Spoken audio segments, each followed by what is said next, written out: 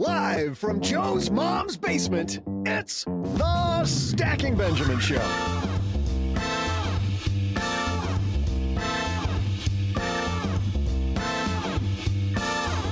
I'm Joe's mom's neighbor, Doug, and today you'll learn how to live a life with lots of upside and very little downside with our very own OG.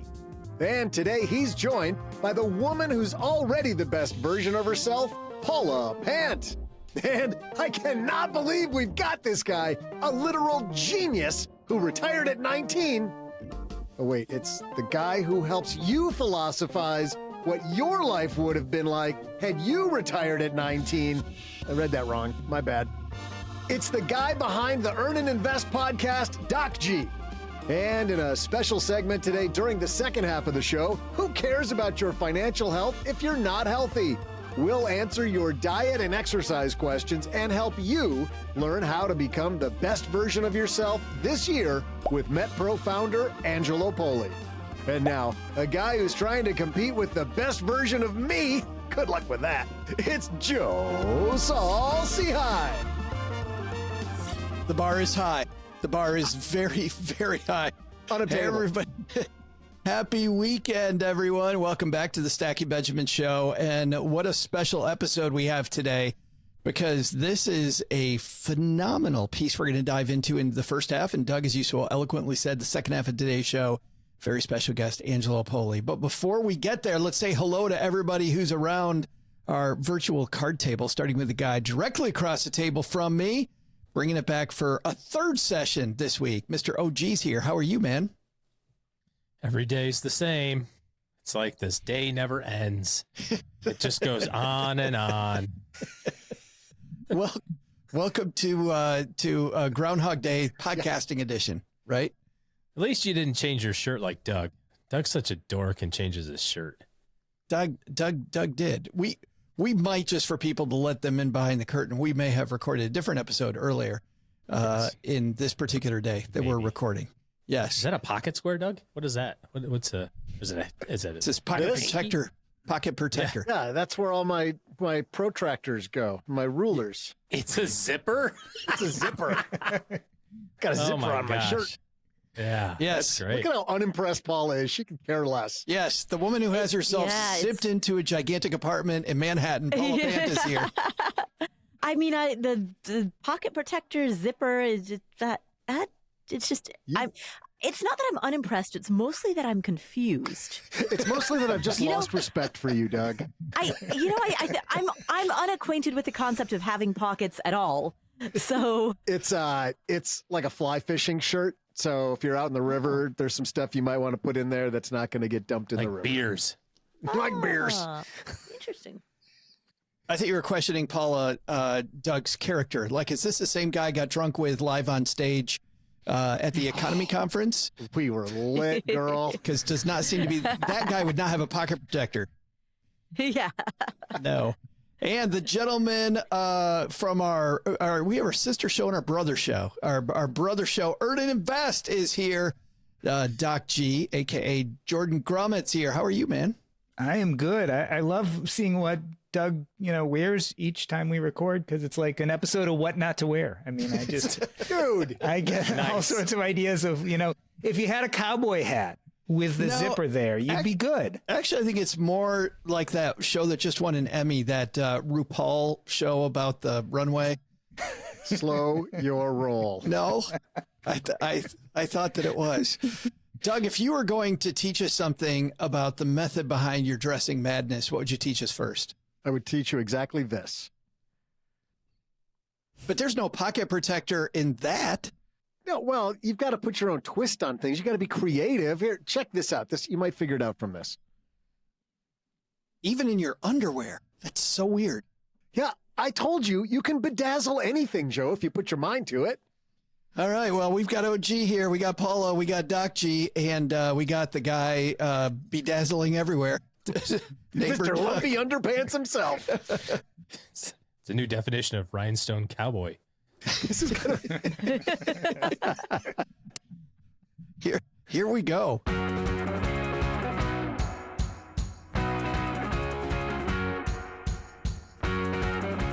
today's discussion, we're going to take a cue from a piece by a guy named Graham Weaver. And it is it's a piece called How to Live an Asymmetric Life.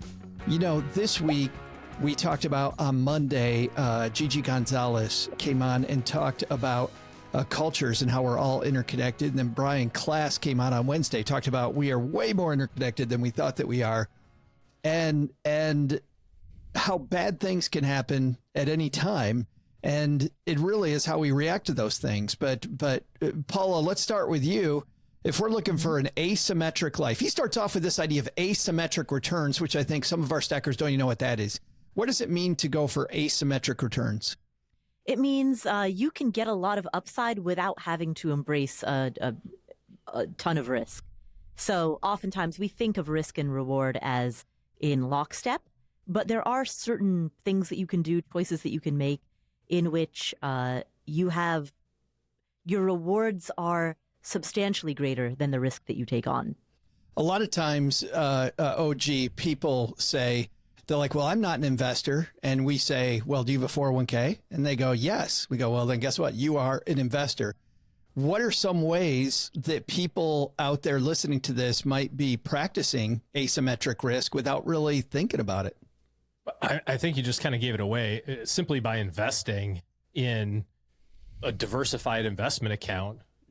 The S&P 500 fund, you're getting much greater return than your opportunity for loss. And really the asymmetric part is, you know, what multiple of return do you get for every multiple or every unit of downside? And there's obviously in really short periods of time, and I know he talks about this in a little bit, but in short periods of time, it is closer to a 1-to-1 number. You know, if you invest in the stock market for a day, it may go up or it may go down, right? But if you invest in the market for 10 years, it's probably going to go up. If you go invest for 25 years, it's definitely going up. And that's not a lot of risk at that point. Mr. Saul-Sehy, I have a question. Yes. What's the difference between asymmetric return and high risk, high reward? Or is this just a happenstance thing? Like, can you plan, I'm going to go do this thing because I want asymmetric return? Is that just a cool way of saying, I'm going to bet on Rivian? No, based on what Paula and OG were talking about, this means high reward, low risk. Well, a multiple, it doesn't mean low risk. So, but you can't plan for that. Oh, you absolutely can. You absolutely can plan for this. I'm glad you're here, Doug, because we're about to talk about planning for that. The S&P 500 helps you plan for that. If I do one bet, let's say on Rivian, which is a stock. Can you tell us about Rivian, Doug? Awesome stock. If you bet on Rivian, that's one thing. But if you take that amount of money and chop it up over 50 companies, chance that one of those 50 may hit versus betting on one means you're looking for an asymmetric risk. You're going to take the same downside that you had. Well, you're going to split it among 50 different companies, and then you're hoping for upside from at least one of them. Doug, you're nodding, you're shaking your head. I'm shaking my head because that's just diversification. So I had one that skyrocketed. Diversification is a way to get asymmetric. Except that the other 49 mitigated the giant upside on that one that went crazy because I had 3 or 4 that, took a I have to agree with this. There's some level, I feel like he's talking about exponential, right? So at some point, what you're really looking for is something that is a limited downside, but not a zero's downside, but a possible exponential growth. But it's interesting because what he points out is, downside is always limited. Mostly you can lose everything, but there's a limit to that. Whereas growth could be exponential because you could 1,000 times your investment.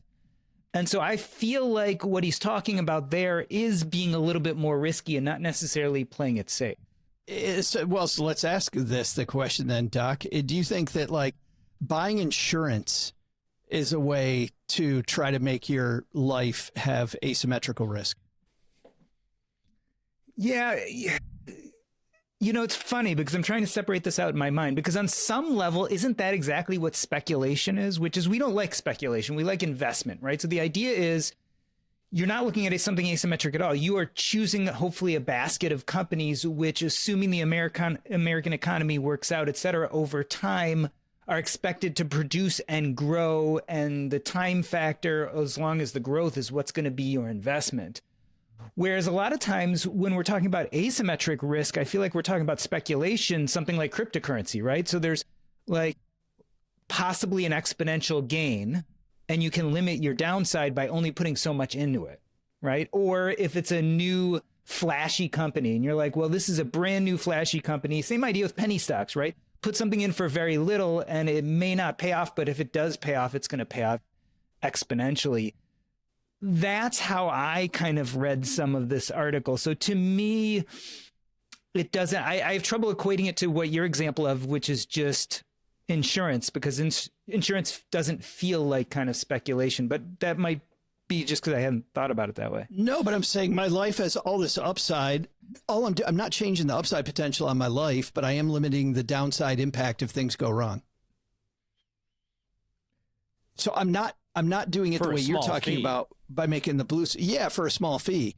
And I do that in areas where I think it's asymmetric, right, OG? Where the fee matches the.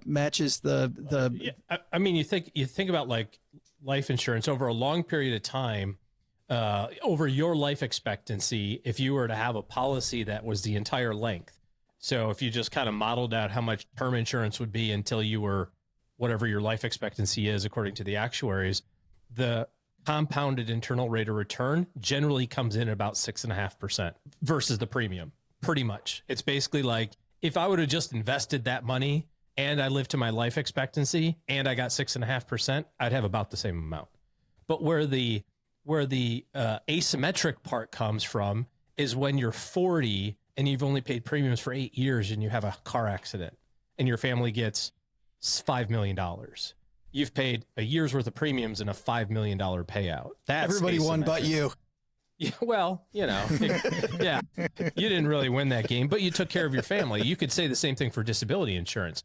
Over a long period of time, 1 year of disability benefits is equal to 20 years of disability premiums. So you have to weigh out, does it make sense to have this for, my cash flow, and if you're a business owner, for my business, employees and all that other sort of stuff.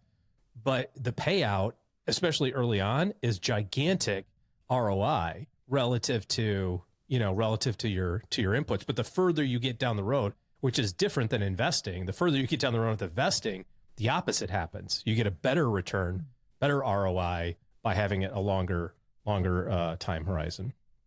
But either way, I think in both cases, the asymmetricalism necessity is there. I feel like Graham Weaver's saying something slightly different. He says, yes, it's possible to reduce one's downside, but it's not possible to eliminate it. The better strategy is to seek opportunities where the possibility of gains wildly outweighs what you can lose, which is typically capped at 1 times your investment. So he's even going as far as saying you could lose everything, but he's saying, I want to take these risks. I want to take these bets, even at the risk of losing everything, because it's so wildly outweighed by the exponential gains, or at least that was my take on it. Here's a great question, or a great way to think about this. When we were sitting at the bottom of the market relative to COVID, right? So the market has gone down 34% in 17 trading days. It's March of 2020. Most investors, most people feel like that was the riskiest time for any new investment. You know what I mean? Like, so your bonus hit March 15th. It's sitting in your checkbook. And you go, well, I don't think that I should invest this money today. My gosh, the market's down 30%. It's so risky. But in reality, that was the best point in time, and probably for our entire lifetimes, the best point in time to deploy all the capital you could muster. That's a great example of when it looks like it's not advantageous is quite often when it is the exact time to do those things. Doc, you're putting the finishing touches on a book that's about purpose, and this piece doesn't even talk about what we're talking about so far. I wanted to kind of help us through asymmetric, which you can tell is a difficult concept for people to get. But he goes broader toward purpose here, and he's got this list of principles. And I want to begin with you talking about principle number 1.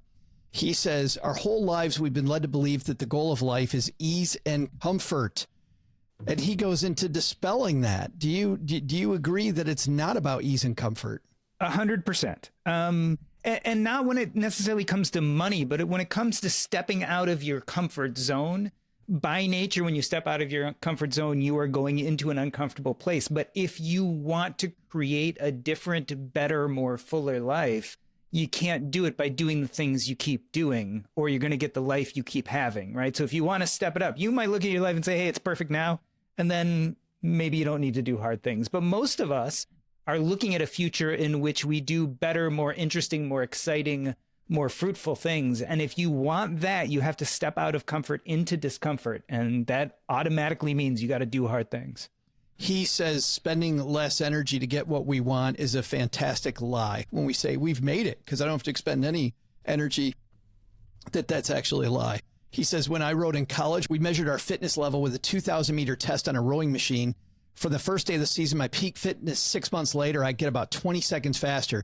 10 seconds came from the work they put in rowing, weightlifting, and running. But surprisingly, the other 10 came in from the first 2 weeks of the season. It didn't come from improvements in cardiovascular fitness strength, VO2 max, or technique. It came from psychology. Specifically, I get comfortable being uncomfortable. Paula, when I think about that, since you haven't mentioned going to Columbia in the last 10 minutes of this podcast, I thought that I'd bring it back. But I think that immediately when you go into a room full of accomplished people like you were in, there's a little bit of discomfort there. But I got to believe that once you got comfortable being uncomfortable, that pace became a manageable thing. Well, and going into a room with a lot of accomplished people and feeling a little uncomfortable, it ties perfectly to Like the very this one. last thing that he wrote as well. What? You said going into a room full of accomplished people. I said, like this one. Ah! It ties perfectly with the last thing that he wrote as well, which is that fear often disguises itself as imposter syndrome. Fear disguises itself as not me and not now.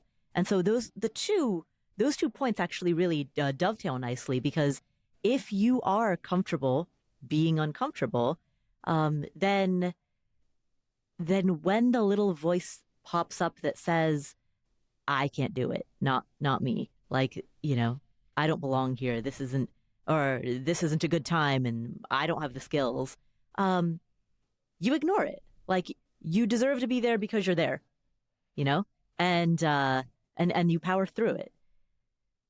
Yeah, I think if you just begin on the path, OG, you said this before, the hardest part about going out on a run or a bike ride is putting on your shoes, right?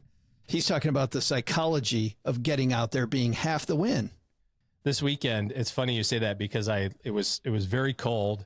I was sitting in our upstairs where the exercise equipment is, and I sat there and watched an entire basketball game with my shoes on and shorts and t-shirt, and finally somebody came in and go, are you working out or what? And I said, yeah, I'm getting there. I'm really, really just kind of putting one foot in front of the other right now, just to stare at it for a while and see.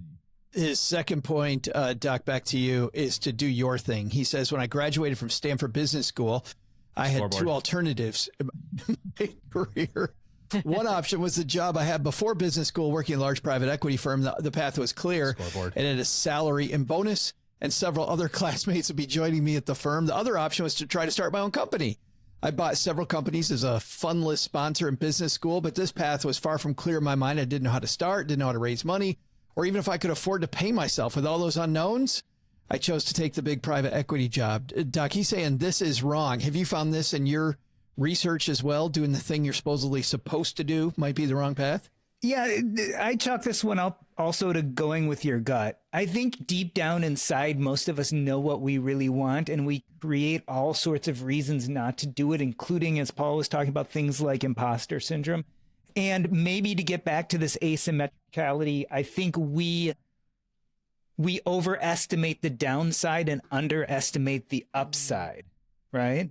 And so I think we get so afraid of the possible downside, and that's also loss aversion, that we that we forget how exponential the upside can be. He talks about, Paula, that this job was really hard. He took early flights, traveled across the globe, stayed up late meeting bid deadlines, purchased companies, worked 80 plus hours a week. And he says that the easy job, the safe job that he thought was safe, ended up costing him way more than if he'd just gone for it. Right. You know, I think particularly in career, in business, we really overvalue a false sense of safety, right? And that starts young. You know, I think as teenagers, like we're taught, like, pick the safe path. You know, don't try to be something where you have a low likelihood of success. Like don't try to be an actor. Don't try to be a singer. You know, do the thing where you have a high likelihood of not failure, right? I won't say success, but I'll say a high likelihood of not failure. And that messaging starts when we're very, very young. And I think a lot of us internalize that and maintain that throughout our adult lives. But what that means is that often we end up playing it safe, quote unquote, but then frittering away not just 80 hours a week, but years and years, decades of our time doing something that we never really even wanted to do that much in the first place. You know, there's a guy who's big in the real estate space for a long time. His name's Robert Allen, an OG. He has this quote. He says that there's two doors in life. One door says security, and the other one says opportunity. And whoever opens the security door gets neither. Do you agree with that? Well, you know, I've never had a W-2 job in my whole life, all the way back till when I was 11. So it's interesting because I think that in the circle that... Scoreboard. Yeah. That, and it's illegal.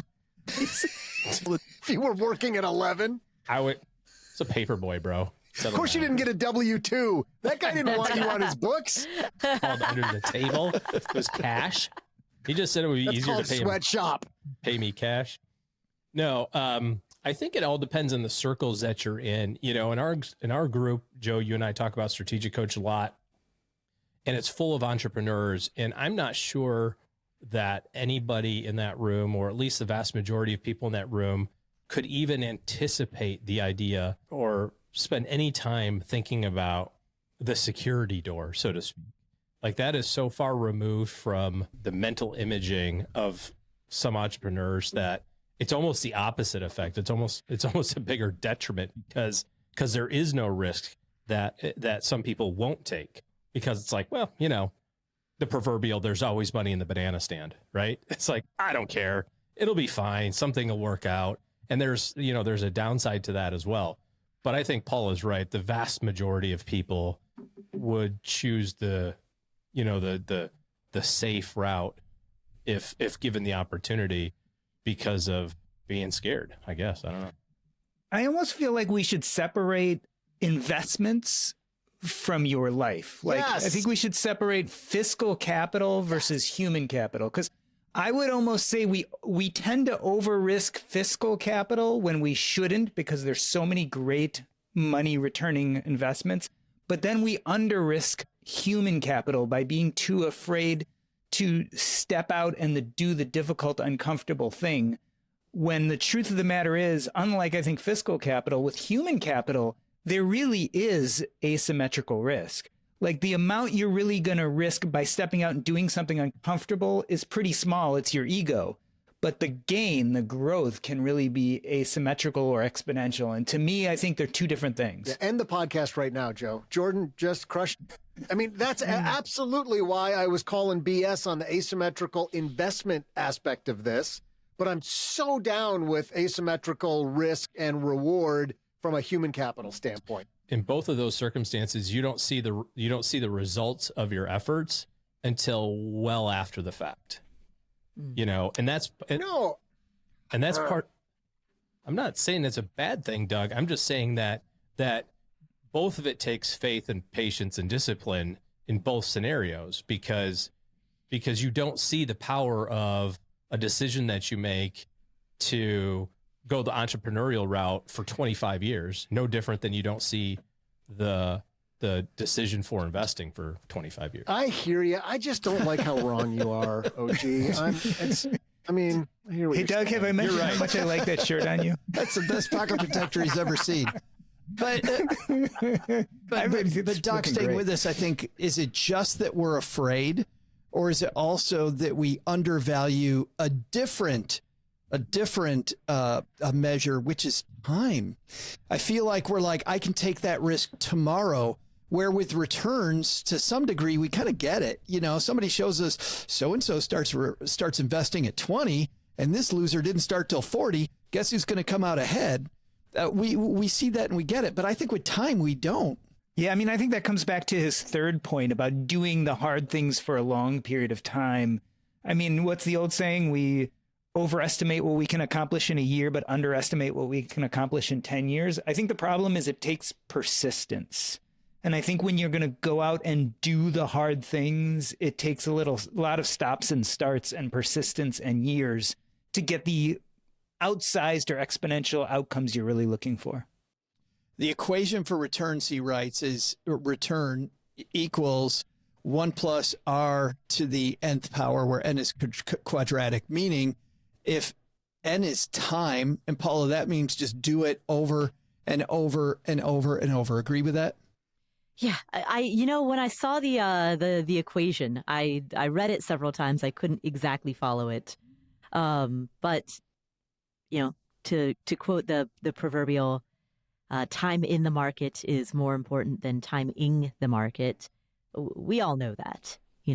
That is absolutely true. But I would add some additional nuance onto that.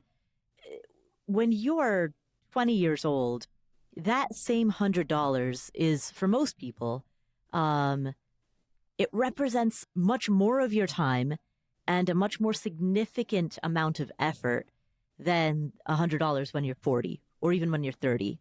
So I think there is something to be said. It goes both ways. Like, yes, we all know that if you start early, your money will compound, blah, blah, blah. A person invests $1,000 starting at age 20, $1,000 a month starting at age 20 versus $1,000 a month starting at age 30.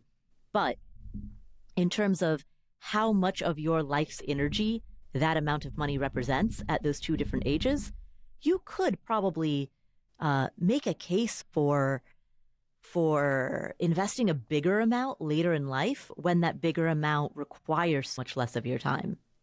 Well, there's always that push and pull, not just in board games, but I think in almost every game. Like, when do you stop investing and when do you start harvesting? Maybe at 20, maybe the best thing to do is to invest that into skill set, Paula. Yeah, I think at all ages, the best thing to do is to invest that in skill sets, because going back to human capital, our ability to make money and our ability to not just make money, but to have work that is meaningful and purposeful and that fits us well and that also rewards us, financially, like that ability is truly where that asymmetric risk and reward takes place. And those opportunities don't cease. And in fact, throughout our lifetimes, particularly as technology evolves, more and more opportunities that were previously unavailable start opening up. I love his intentionality at how he puts these. Do it for decades follows life is suffering, so figure out something worth suffering for. Because we all know people who have beaten their head against the wrong thing forever and they're miserable all the time. I love this story, OG. When still in that big private equity firm, I met a guy at dinner named Dave who had the same role as me at Arrival Fun.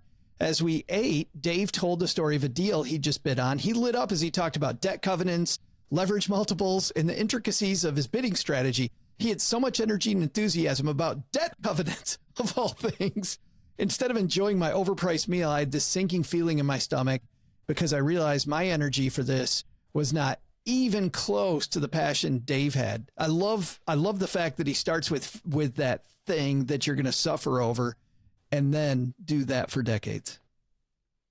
And what's important to you or interesting to you is not necessarily interesting or important to other people. That doesn't make yours right, and it doesn't make theirs wrong. there's some value in putting some energy around, what is it that you really want to do? Who do you want to become, and kind of following that path. And I think the other piece of that is reevaluating it over time, because the stuff that you like to do and spend energy on today may not be the same stuff that you want to spend energy on in 10 years from now. Back to Paula's point, when you're 20 or 25 and, you could do the private equity deal and work 80 hours a week and who cares? That's maybe perfectly fine. And then you're 38 and you've got a couple of kids in elementary school and you want to go to the soccer matches. Maybe that's not as fine. And you have the opportunity to make different changes at that point.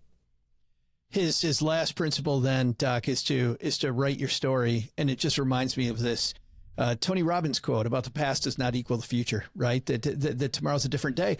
It feels to me like people forget that. Like we forget all the time that we're actually in control and we can write a different story tomorrow than we had before. Yeah, I mean, I think it gets a lot to what meaning is in our life. So in my understanding, meaning is how we cognitively think about our past. And when we feel like our past was meaningful, we tend to really feel optimistic and good about our present and future. So in a lot of ways, meaning is the stories we tell ourselves about ourselves and the trauma and suffering we had. And so if you look at your life and the struggles and the suffering and the things you've gone through, whether in business or otherwise, and see those as things in which you came out the hero and grew from them, you're much more likely to create and tell yourself better stories about the present and the future. And therefore, you're just more likely to be successful. And I think this ties into the whole idea of suffering, as you were just talking about with OG. Brian Johnson just wrote a book called Arete, and he has a platform called Heroic. And he talks a lot about suffering and doing hard things. And he talks about the difference between being resilient and anti-fragile. And so when you're talking about suffering, you can be resilient, which means that you can withstand the suffering and come out okay. But the next step is becoming anti-fragile, where not only are you resilient to the suffering, but you come out stronger and a better version of yourself than you started. Isn't suffering in this context just a mindset, though? Well, I mean, there's hardship, whether that's suffering through something physical, or it's suffering that you had when you were a child, or it's suffering through a business that's not working and you're working long hours and putting more into it than you were hoping to put in. I think those are all versions of stepping out of that comfort zone we were talking about into that suffering uncomfortable through place. Doug's Open, for example. Exactly.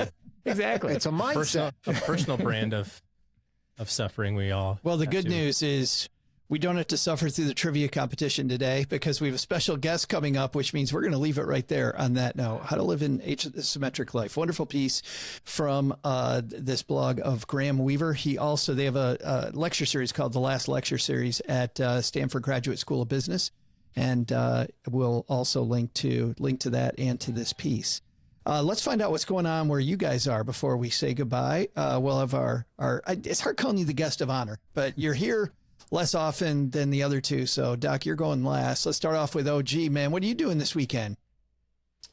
Still in the big basket of nothing. This is the quiet period. Baseball hasn't started yet. Starts next weekend, I think, is the first game.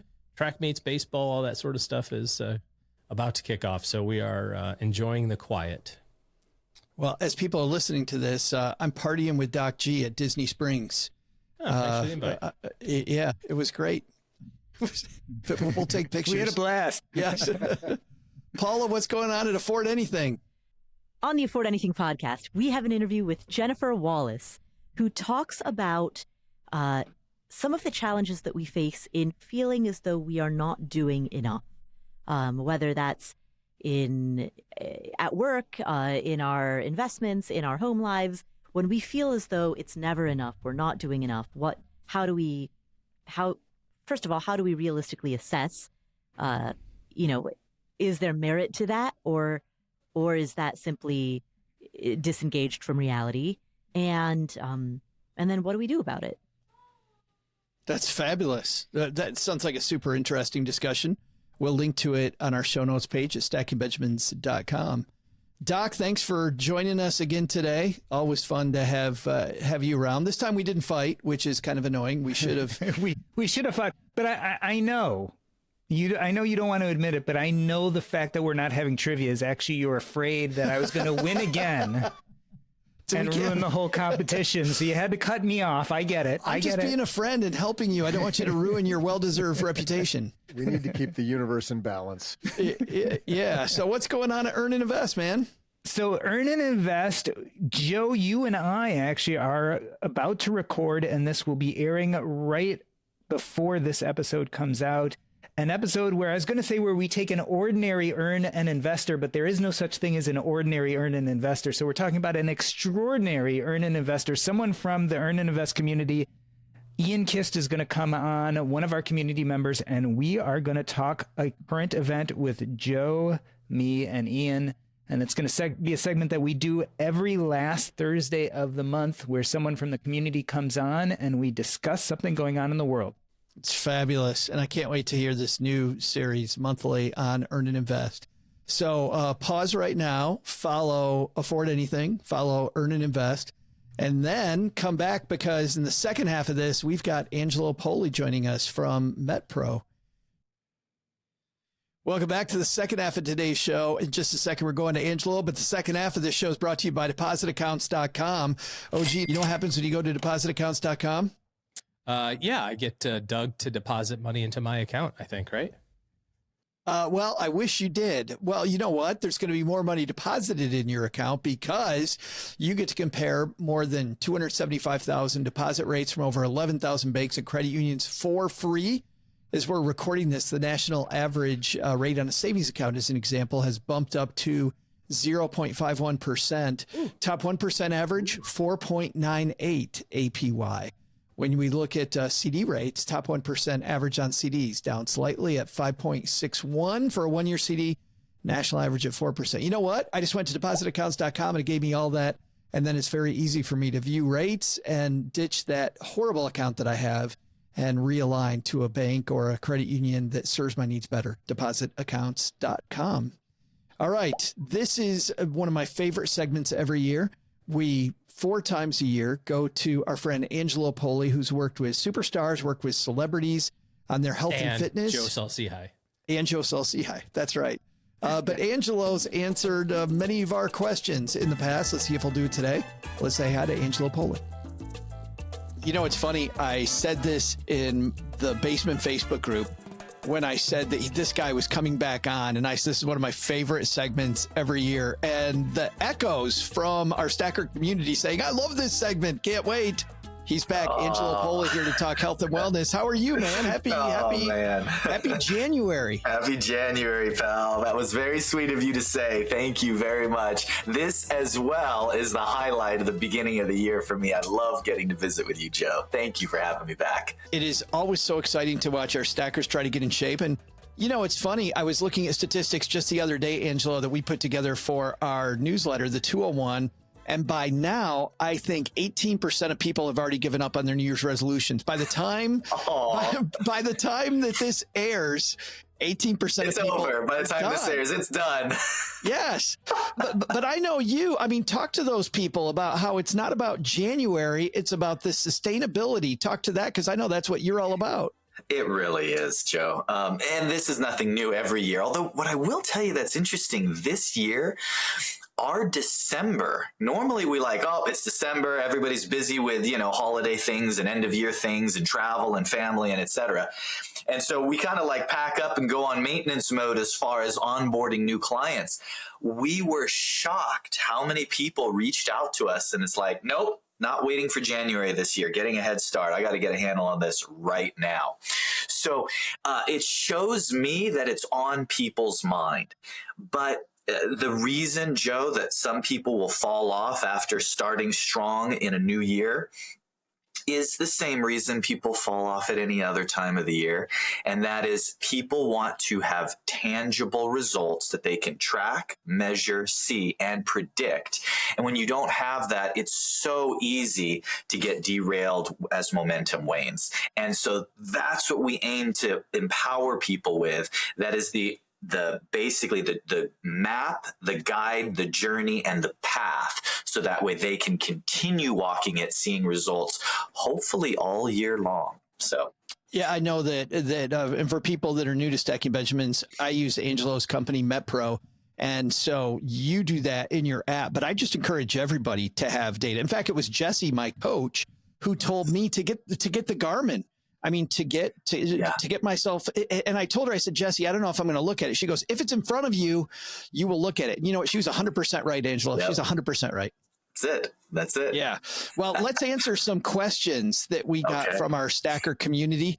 And I absolutely love the questions that you guys have. I want to start off with one that our friend Kathy has.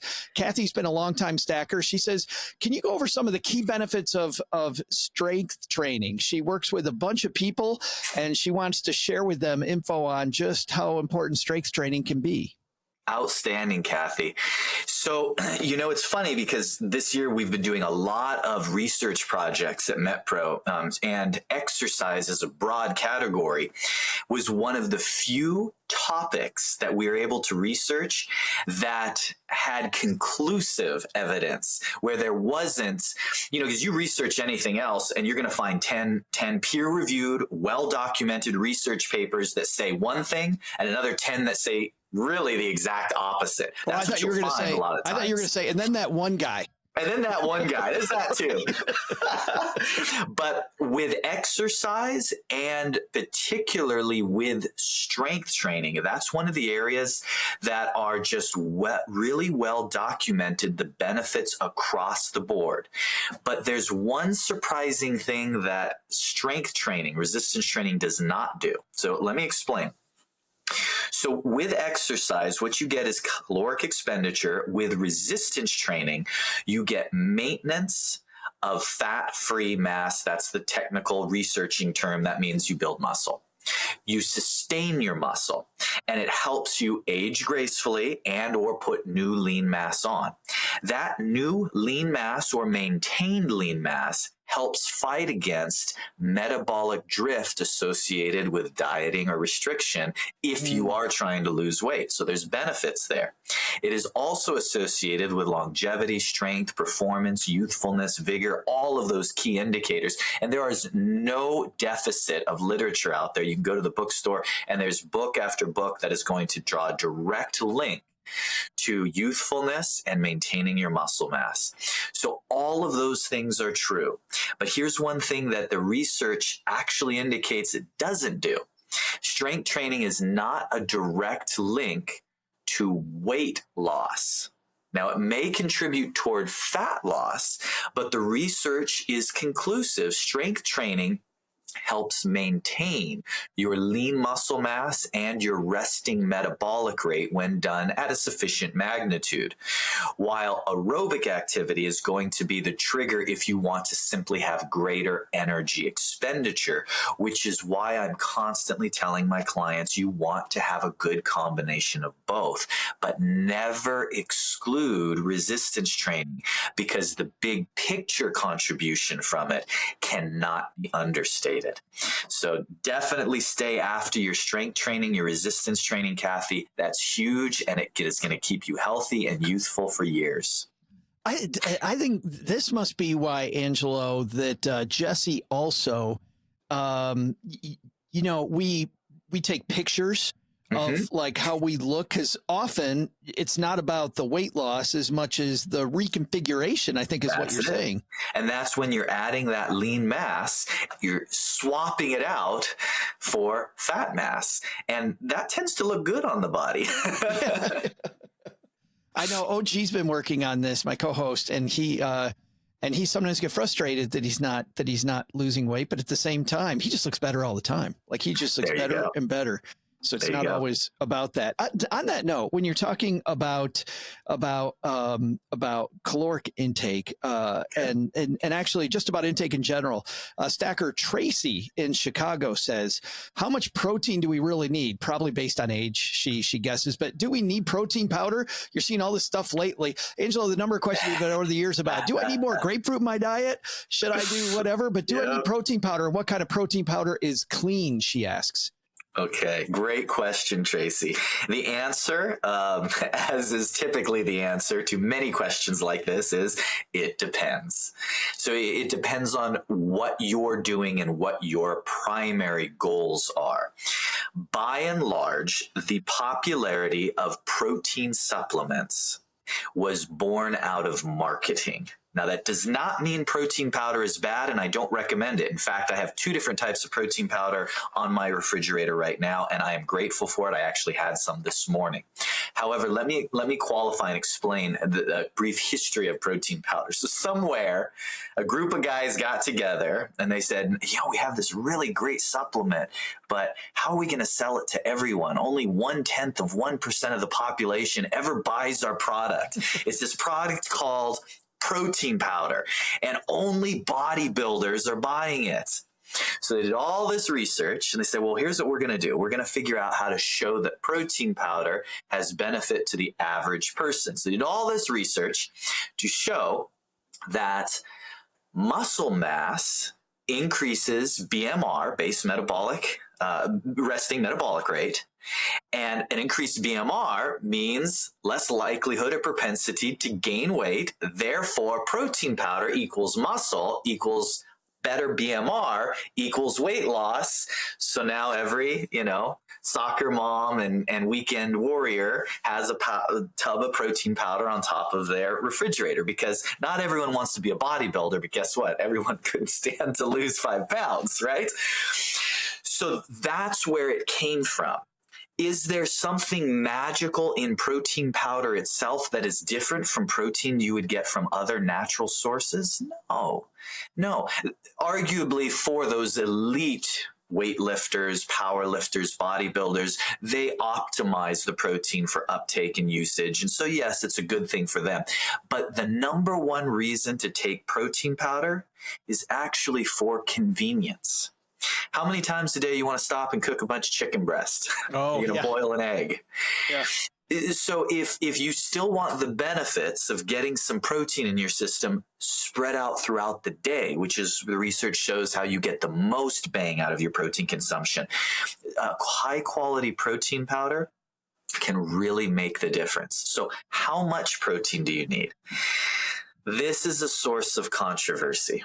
So the bodybuilding community are going to say some pretty high numbers, but their goals and what they're doing on an average day-to-day basis is different from you and I, likely. The average studies and research indicate that 0.6, 0.7 grams per pound of body weight or lean body weight is actually going to be optimal for athletic performance. That said, even that is not necessarily required. And here's why. Protein becomes exponentially more essential when there is a total calorie or energy deficit, because your body will use protein you consume for energy if need be, therefore punching a greater hole in your amino acid profiles and your bioavailability of the protein to synthesize muscle. But if you are getting plenty of calories, plenty of carbohydrates, your body is going to favor that for energy. And even if your protein intake is modest, it will almost exclusively be spared for repairing muscle tissue. Therefore, you don't require as much. So when do you want to get that higher protein amount, maybe up to a gram per pound of lean mass or per pound of body weight? When your body is already in restriction, when your body doesn't have enough energy throughout the day, and you really want to ensure that your muscle has enough fuel to maintain or even build, that's when your protein needs actually go up. So for a more specific answer, I would need to know, what are your goals? What's your exercise routine? How old are you? What's your body type? What's your schedule look like? Are you trying to gain or lose weight? But hopefully at least you have a general indication with that. Which is why it's always begin with the end in mind. It's so funny how it's the same thing, Stackers, as it is with what we talk about with finance, right? I mean, $1 million body, $1 million portfolio, and you begin with the end in mind and start there. I want to couple this with a question Ross had, and I'm wondering if it's just the same answer. So Angelo, feel free to say it's the same answer. Ross asks, how many daily vitamins actually help? He says, I don't enjoy very many vegetables. So I always wonder if taking a daily men's vitamin is actually beneficial. Oh my gosh. Let me see if I have this on my desktop. It is so funny that you ask that question. So I'll try and paraphrase. I have a template response email that I send as a gag to make people smile. On about the 7th to 10th day I'm working with a new client. And it essentially says, "Dear client, you're receiving this email because you have asked me the question that 5,000 clients before you have also asked me. Therefore, here is the answer." And so basically what I go on to enumerate is I take a multivitamin. I'm a big believer in vitamins. That's not a main thrust of what we deal with at MetPro. I want to make sure that my clients have their basic needs met. But the reason that I don't dive too deeply into, we're going to megadose this, we're going to take a lot of that, is because the efficacy of any supplement, and you can even say broader than that, any modality, is going to be in relation to your deficiency. So you can go and you can Google, anything, benefits of vitamin C, benefits of vitamin D. And what you're going to get is you're going to get people that say, "Oh my goodness, it's the greatest thing. I started taking this and my life transformed. I changed. It was the greatest thing since sliced bread," right? And then you're going to have other people that's like, "Well, I take it because I know it's good for you. My doctor says I should probably add it. I don't feel any difference." Why do you have such a delta? Why do you have such a difference? Well, typically the person who is a raving fan was likely had a deficiency in those particular nutrients. Therefore, taking that vitamin, mineral supplement was the holy grail for that person. It doesn't automatically mean that everyone that takes this vitamin is going to just, grow wings. So the best way to do it is that you have two options. If you want to take a multivitamin and see how it affects you for, $29, you can get a quality, liquid multivitamin, try it for a month and see how you feel. Or if you want to be more accurate, what you can do is you can actually go and get some blood work done and you can see if there's any vitamins, nutrients you may be deficient in. And then it's probably even a better bet that taking those are going to result in a really good outcome. Me personally, I take a basic liquid multivitamin. I like liquid because then I don't have to play the "is Angelo digesting it" game. Sometimes the old tummy doesn't do so well in that department. So I take a basic multivitamin, and then based on blood work that I get done, a couple times a year, I may add a little bit extra, this specific, that specific. And that's a great baseline for a typically healthy person as far as a recommendation. I've been looking into the blood work stuff that you're talking about, Angelo. I know a few years ago that used to be very expensive, but man, those prices and that's becoming much more mainstream, like more and more people. It's cheap. There's little incentive not to do it. And this is the area where blood work does so well. It can tell you if you're deficient in certain things. But what it can't tell you, because a couple of years ago, this was all the rage, is lose weight, get your blood work profiled, and we're going to teach you exactly what you need to do. There is no test on blood work that's going to tell you what you need to eat to lose weight. That is all marketing. Damn, 1 star. That's not what I want to hear. I want blood work that tells me more donuts. That's what I'm looking for. Right? What those tests are going to come back and say is you are sensitive to excess carbohydrates. Probably eating a lot of sweets and processed refined carbs late at night is not good. You should cut down on fried foods and avoid sugary things, because that's the same way it affects everyone. You are sensitive to carbohydrates. Everybody is sensitive to carbohydrates to a greater or lesser degree. Again, not what I want to hear. I have a affair with bread, but I know. One more, if we can do a quick one before we talk about why metabolism is really the linchpin of this whole thing. Susan says, is it true that HIIT workouts promote an afterburn effect? And if so, how much of an afterburn? Excellent. Yes, it is true. So the benefits of HIIT workouts is that what you get is some of the benefits of aerobic training and some of the benefits of resistance training via the intensity. So it is more in the aerobic category. but you get some of the intensity and even the muscle sparing effects of resistance training, because HIIT training just has an innate intensity to it. And your ability to burn more calories in a shorter amount of time is very efficient from a time management standpoint. So why would somebody not do that? Well, there's only a few reasons. First is toleration. A lot of people, I'll get clients that'll come back to me and say, yes, Angelo, I'm doing, an hour and 10 minutes of HIIT training 5 days a week. And then I have to say, no, you're not. Let me explain why. True HIIT training, you cannot sustain with that level of intensity unless you are absolutely elite. I was just thinking, Angelo, people, most people can't see this video. And they didn't see the look I made, because there's no way in hell. There's no way. I'm like, an hour and 10 minutes. Holy crap. Yeah.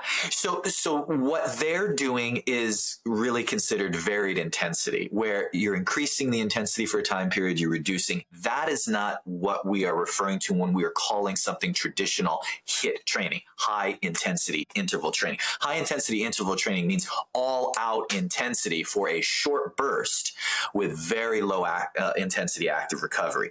And that is very effective in forcing your body to acclimate and adapt. But it is very demanding on your central nervous system, and you will have a finite amount of resources to recover from that. So you have to consider how much of that your body can tolerate. You want to consider risk assessment. If you're a senior just getting into exercise, HIIT training is not your starting point. Could be something you can work up to, but it's probably not your starting point. And then the only other reason why an otherwise athletic, healthy person would potentially refrain from HIIT training would be the adaptive response you get from that is going to be submaximal anaerobic endurance. It's not going to be aerobic endurance. For that, you actually have to sustain low intensity for long duration to condition your body to burn more intramuscular lipids at the muscle site. So if your goal is to enhance endurance for long distance running and cycling, while HIIT training can be a part of your protocol, you really need to train within the modality and sport you're performing, and you need those slower, longer runs. So that's just a little bit of background on how the science works with the sport. But if you are fit enough, if you are able, and you have the time allocated to do some HIIT training and recover from it, it is one of my favorite modalities. We've talked a lot in the past about why extreme dieting doesn't work, which is a question Tracy had on here, and also about fasting, about how fasting definitely can work. And frankly, extreme dieting can work for a little bit, right? However, you really emphasize none of that. It's all metabolism. Can Correct. you talk to why metabolism is the key to everything here, Angelo? Yes. Personally here, this is a little bit of my, so this is what I'm passionate about. There's no excitement in extreme dieting weight loss for me, because there is no mystery there. There's nothing to discover. There's no improvements to be made. We understand if you stop eating or eat practically nothing, you will lose weight. Wow. Full stop. Right. Yeah, there you go. We've discovered, science has discovered the greatest weight loss diet. Everyone can stop the bickering. We have determined it's water, maybe a few ice cubes. That's the fastest way to lose weight. The problem is we all know that is not sustainable. And in some cases, some people, it can be dangerous. And the biggest problem, even above not being sustainable, because I'll be honest, people sometimes do it knowing it's not sustainable, but they got that wedding, they got that event, and they just want to drop 10, 15 pounds fast, thinking no big deal, nothing wagered, nothing lost. I'll just go right back to where I was. Big deal. Metabolically, big deal. And here's why. Your metabolism adapts to your intake. It does that even in spite of the persistence of exercise. It trumps everything else because it's a survival mechanic. If you reduce your intake a little bit, you will lose weight for a little while and then stop losing weight, or you will die. If you don't stop losing weight, you will die. So unless there's been some mortalities in your last diet attempts, guess what that means? That means your body acclimated to the restriction and was able to maintain you with that lower intake.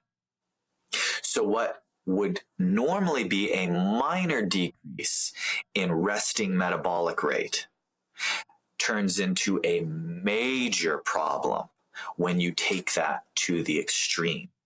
Which is why I have a much harder sell, Joe, because people say, okay, give me whatever will make me lose weight the fastest. And I'm not in that business. I'm in the business of what will make someone lose weight permanent, which means you need to lose weight not because you are temporarily having an environment of starvation.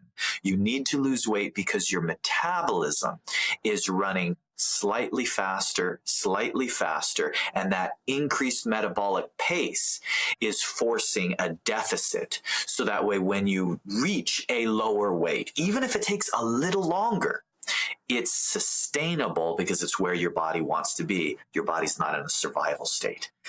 That's why it doesn't matter. There's every month there's a new flavor of the day gimmick. And they all do the same thing. It's a gimmick that somehow gamifies extreme calorie restriction, extreme carbohydrate restriction, or excessive hours without refueling.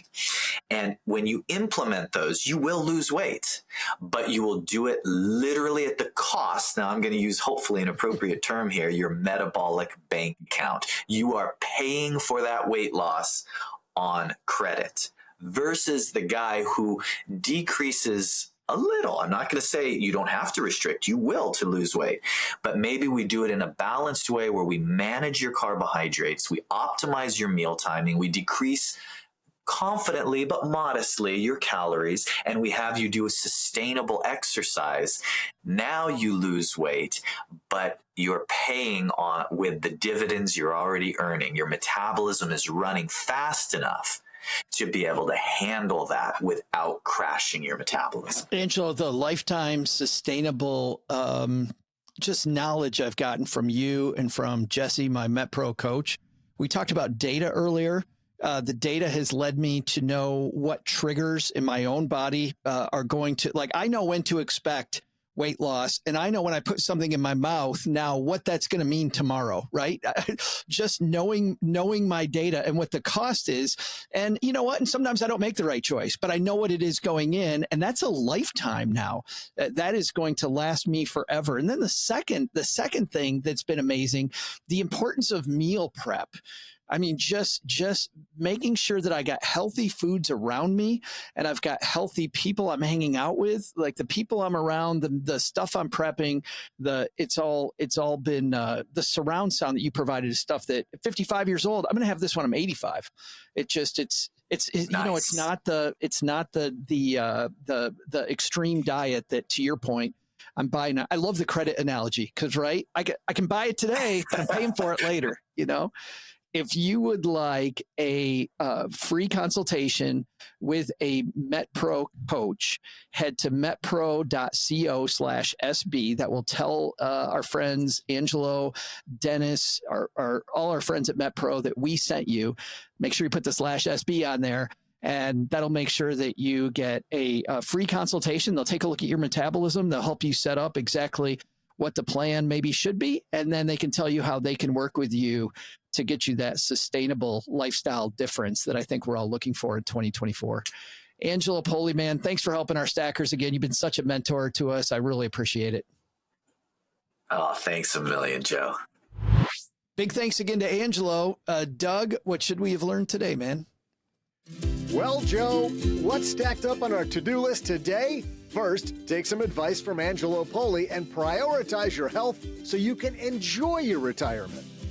Second, maybe, just maybe, if you're looking for asymmetric returns in your life, you may need to put yourself in an uncomfortable position and ignore that voice in your head that sounds a lot like OG saying, you don't belong here. But the big lesson? I love Angelo's quote that every diet works until it doesn't. Time for me to play test the all donut diet. I bet that'll work a long time. Thanks to Doc G for joining us today. You can find Doc's podcast, Earn and Invest, wherever you're listening to me right now. We'll also include links in our show notes at stackingbenjamins.com. Thanks to Paula Pant for hanging out with us today. You'll find her fabulous podcast, Afford Anything, wherever you listen to finer podcasts. And thanks finally to OG for joining us. Looking for good financial planning help? Head to stackingbenjamins.com/OG for his calendar. This show is the property of SB Podcasts, LLC, copyright 2024, and is created by Joe Saul-Sehy. Our producer is Karen Repine. This show is written by Lisa Curry, who's also the host of the Long Story Long podcast, with help from me, Joe, Kate Younkin, Karen Repine, and Doc G from the Earn and Invest podcast. Kevin Bailey helps us take a deeper dive into all the topics covered on each episode in our newsletter called The 201. You'll find the 411 on all things money at The 201. Just visit stackingbenjamins.com/201. Wonder how beautiful we all are? Of course you do, but you'll never know if you don't check out our YouTube version of the show, engineered by Tina Eichenberg. Then you'll see once and for all that I'm the best thing going for this podcast. Once we bottle up all this goodness, we ship it to our engineer, the amazing Steve Stewart. Steve helps the rest of our team sound nearly as good as I do right now. Want to chat with friends about the show later? Mom's friend Gertrude, Stacy Doe, and Julia Garib are our social media coordinators, and Gertrude is the room mother in our Facebook group called The Basement. So say hello when you see us posting online. To join all the basement fun with other stackers, type stackingbenjamins.com/basement. For more interactive fun, join us on Instagram every Tuesday and Thursday for our Instagram Lives. Kate Younkin and Joe host those weekly. Not only should you not take advice from these nerds, don't take advice from people you don't know. This show is for entertainment purposes only. Before making any financial decisions, speak with a real financial advisor. Boy, am I glad our lawyer made us say that. I'm Joe's mom's neighbor, Doug, and we'll see you next time back here at the Stacking Benjamin Show.